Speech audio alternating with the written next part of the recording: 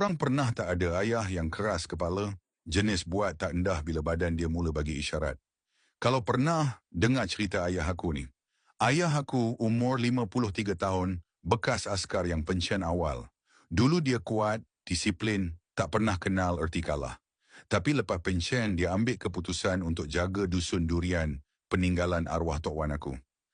Dusun tu dah lama terbiar, jadi ayah aku rasa tanggungjawab dia nak hidupkan balik warisan keluarga. Dah 2 tahun ayah aku urus dusun tu, sorang-sorang. Bukan dia tak ada anak-anak, tapi nak harap kami, aku duduk jauh di Sabah, kerja makan gaji. Lagi 2 adik-beradik aku, anak depan duduk dekat, tapi jenis high class.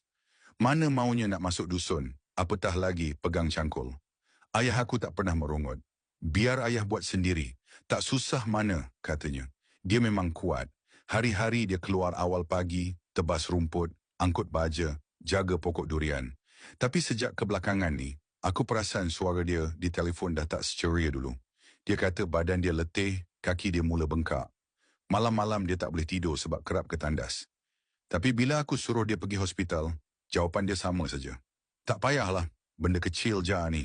Bila simptom makin teruk, kulit dia mula gatal-gatal, selera makan hilang, dia akhirnya pergi juga ke klinik selepas aku desak berkali-kali. Bila keputusan ujian keluar, doktor sahkan dia ada penyakit buah pinggang kronik, CKD, tahap 3. Doktor kata kalau dia tak ubah gaya hidup dan ambil serius rawatan, dia mungkin kena dialisis. Tapi ayah aku, degil.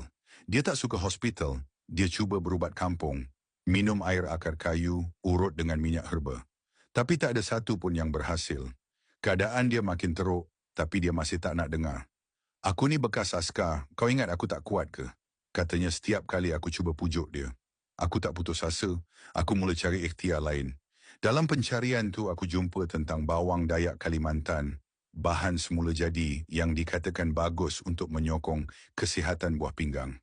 Aku belikan kapsul bawang Dayak tu untuk dia. Ayah, kalau ayah tak nak hospital, cuba ni, tak susah pun, aku kata.